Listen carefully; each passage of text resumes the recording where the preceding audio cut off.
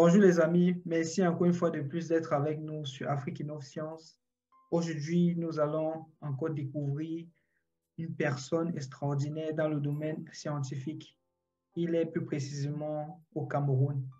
N'hésitez pas à regarder cette vidéo jusqu'à la fin parce que nous allons apprendre énormément de choses dans le domaine de l'hématologie surtout.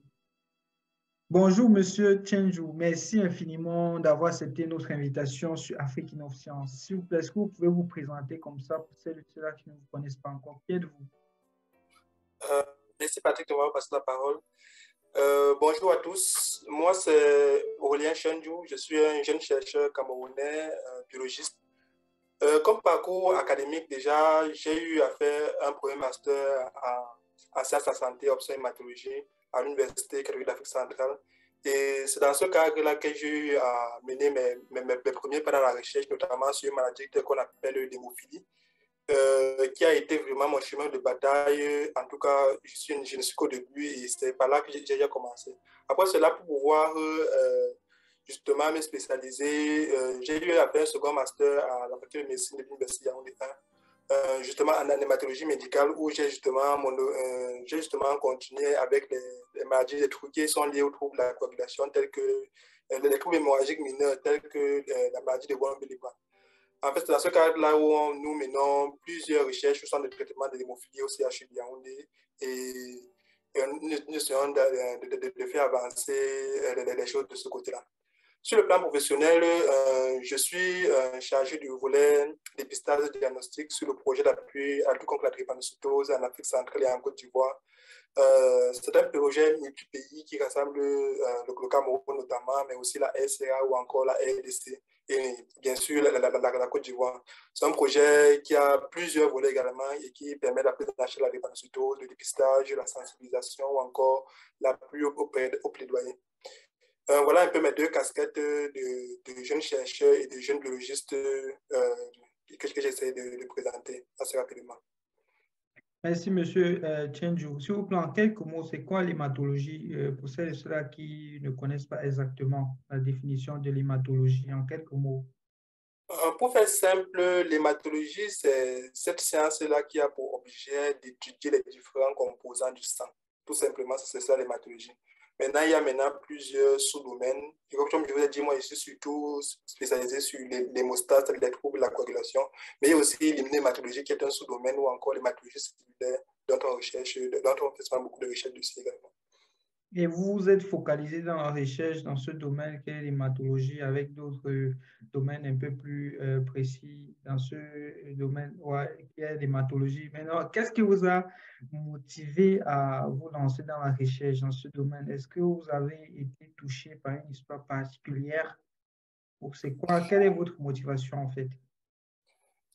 Bon, déjà très jeune, il y a beaucoup de maladies dont on ne connaît pas vraiment, dont on en parle souvent comme la sorcellerie, on parle souvent des hématocytes ou de la drépanocytose, ou encore dans le cadre même de nos études mineures au lycée, où on faisait la SVT, on nous parlait surtout des lois de Mendel, avec les maladies qu'on parlait de l'hémophilie, et souvent, c'était des exemples qu'on prenait couramment, et c'était des choses qui m'intéressaient. Et donc, arrivé à l'université, lorsque j'ai vu l'opportunité et j'ai vu que je pouvais en savoir plus et donc essayer de pousser dessus, je n'ai pas hésité en fait. C'est dans ce cadre-là que j'ai eu à avancer. Très intéressant, Monsieur Chenju.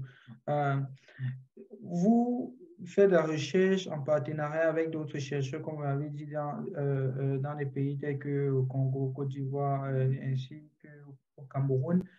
Et forcément, vous faites face aux défis au quotidien. Quels sont les défis auxquels vous faites face? Et comment est-ce que vous procédez au quotidien pour pouvoir résoudre ces défis-là et avancer dans la recherche? Bon, dans la recherche, le premier défi que je pense que tout chercheur fait face, bon, surtout en Afrique particulièrement, c'est d'abord le souci financier en fait. On ne fait pas de recherche sans argent.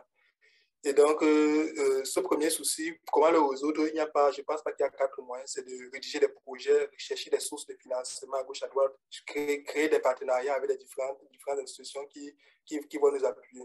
C'est dans ce cadre-là que nous essayons de trouver des solutions par rapport à ce premier problème. Le second problème qu'on rencontre généralement, c'est au niveau des ressources humaines, de trouver justement la compétence, également des chercheurs comme vous, bien des différents sujets ou bien déjà des sujets traités dans notre contexte qui est assez difficile. Et donc, c'est pour ça que là, on n'a pas vraiment des manœuvres dessus. Et c'est pour ça que la coopération avec les chercheurs peut-être à l'étranger et autres est très importante si déjà si la formation n'est pas de manière accélérée. Mais aussi encourager justement les jeunes étudiants à se lancer dans la recherche et surtout dans les domaines sur lesquels nous pratiquons. C'est pour ça que nous sommes de donner le meilleur de nous-mêmes afin de leur partager nos expériences et qu'ils ont envie également de contribuer à cela.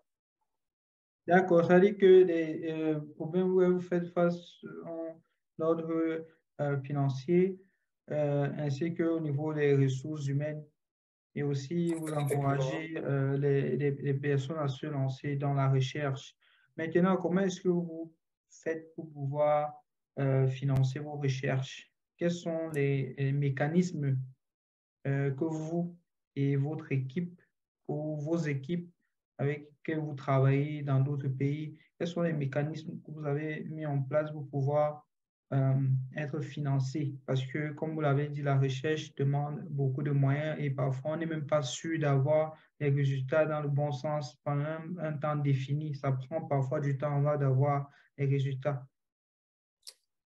Oui, Patrick, les moyens de financement que nous sommes obligés ou bien qui s'offrent à nous, c'est justement de créer de monter des projets en fait, de rechercher des financements auprès des institutions en fait. Quand je parle par exemple de l'hémophilie, on a obtenu plusieurs financements déjà de la Fédération mondiale de l'hémophilie qui a pour but d'essayer d'améliorer les conditions d'hémophilie dans le monde et en tout cas dans les pays où la recherche est un peu mise dessus.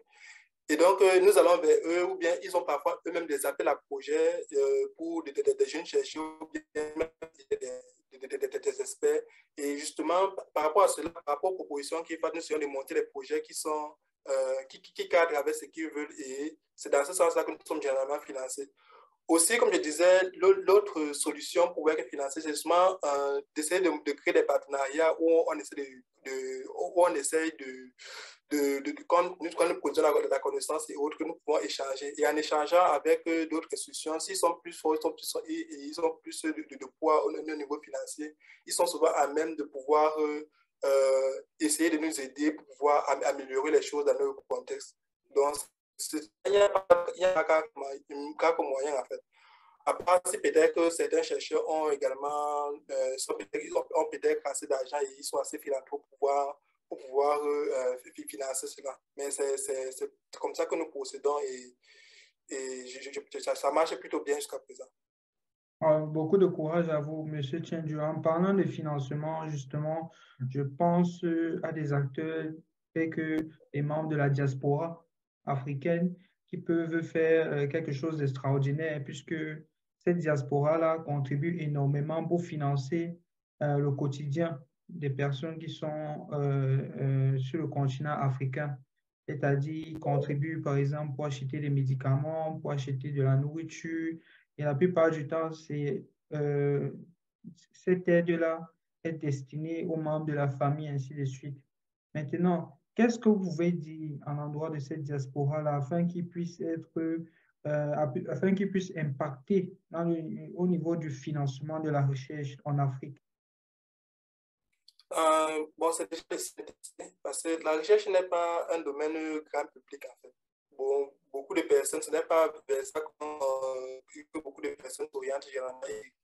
Je me dis parfois, la diaspora, ceux qui sont assez philanthropes, ce qui financent surtout, ce sont généralement des projets ou d'associations qui aident à peut-être améliorer le quotidien des uns et des autres et ne voient pas souvent la force de la recherche qui est un peu plus derrière, qui permet de produire une richesse qui est assez rare, qui est la connaissance en fait.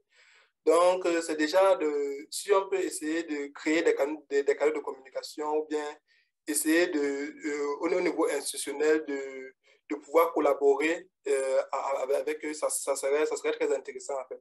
Mais oui, on leur demande également de mettre un accent dessus. La recherche, ce n'est pas quelque chose d'abstrait. C'est quelque chose peut-être qu'on ne voit pas de manière tangible ce qui se passe, mais ça produit la connaissance qui est assez rare. En fait.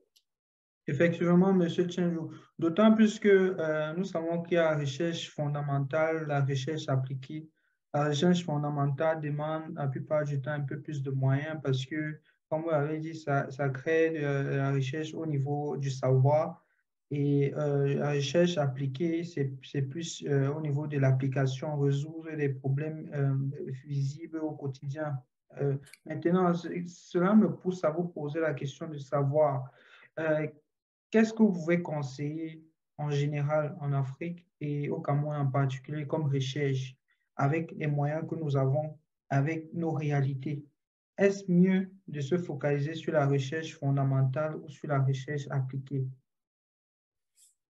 Bon, je ne sais pas si on va dire mieux de faire l'un ou l'autre parce que, en fait, les deux je sais pas, le contexte africain est assez désertique sur le plan de la recherche. Bon, que ce soit fondamental ou appliqué, il y a un lourd travail à faire. Et donc, déjà, essayer de bâcler ou bien essayer de trancher pour l'une est prioritaire que l'autre. En regardant le contexte, moi, je me dis, les deux sont prioritaires, en fait. Il faut essayer d'aller sur les deux. Bien sûr, la recherche fondamentale permet de créer une base scientifique sur certaines maladies, donc ne résout pas forcément le problème direct qui est la recherche de nouvelles stratégies thérapeutiques ou bien prophylactiques que fait la recherche fondamentale. C'est vrai que c'est deux contextes bien différents, mais les deux sont assez importantes et sont encourageants. En fait. Je ne peux pas trancher, je dirais que les deux sont importants et donc il faudrait s'appuyer sur les deux. En fait, les deux vont ensemble même de toute façon. Effectivement. Donc, nous retenons que la recherche fondamentale ainsi que la recherche appliquée sont très, très importants. On ne peut pas décider de se focaliser, voilà, dissocier l'un. Et il serait important, il faut financer la recherche dans sa globalité et aussi encourager les personnes à se lancer dans la recherche. Merci infiniment, Monsieur Tchenjou. Nous vous souhaitons vraiment beaucoup de bonnes choses, que vraiment la recherche dans laquelle vous vous trouvez actuellement puisse porter ses fruits sur le long terme et que ceux avec qui vous travaillez, qui sont dans d'autres pays, au Congo, Côte d'Ivoire, ainsi de suite, puissent garder le cap. Qu'est-ce que vous pouvez dire pour clôturer cette vidéo aux jeunes qui nous regardent en fait? Un conseil à la jeunesse, c'est ça, si j'ai bien compris. C'est de ne pas souvent hésiter, en fait. Mais surtout, quand il faut se lancer, d'y croire qu'il faut se lancer et de ne pas souvent beaucoup hésiter parce qu'en fait, nous sommes jeunes et notre meilleur atout, c'est justement ça, c'est le temps, c'est cette énergie-là et tout. Et donc, en se lançant, s'il y a un conseil surtout pour ceux qui se lancent déjà, c'est d'être des personnes fiables. Parce que la vie est difficile, encore plus quand on est en Afrique, en fait. Mais en tant que personnes fiables, en faisant ce que nous disons, ça permet d'avoir, justement, ça permet d'être considéré comme quelqu'un de valable, quelqu'un d'une valeur et justement de pouvoir capter différentes opportunités. Parce que le plus difficile, c'est de trouver quelqu'un fiable à qui on va peut-être confier son argent pour pouvoir mener un certain nombre de projets et autres. Et c'est dans ce sens-là que, en faisant cela, ça nous permet, ça nous ouvre en fait différentes opportunités. Merci infiniment, Monsieur Tchenjou. Merci infiniment. Nous restons connectés. Nous savons qu'avec le temps, nous allons organiser d'autres lives, pourquoi pas avec d'autres chercheurs. Merci encore et beaucoup de bonnes choses à vous. Merci Patrick. À la prochaine. Bonne soirée. Merci. À la prochaine. Merci. Merci les amis d'avoir regardé cette vidéo jusqu'à la fin. N'hésitez vraiment pas à vous abonner et à partager cette vidéo. Restons connectés sur Afrique Innov-Science, votre chaîne préférée qui fait la promotion de la science, la technologie, l'ingénierie et les mathématiques en Afrique. Merci, à la prochaine. Ciao.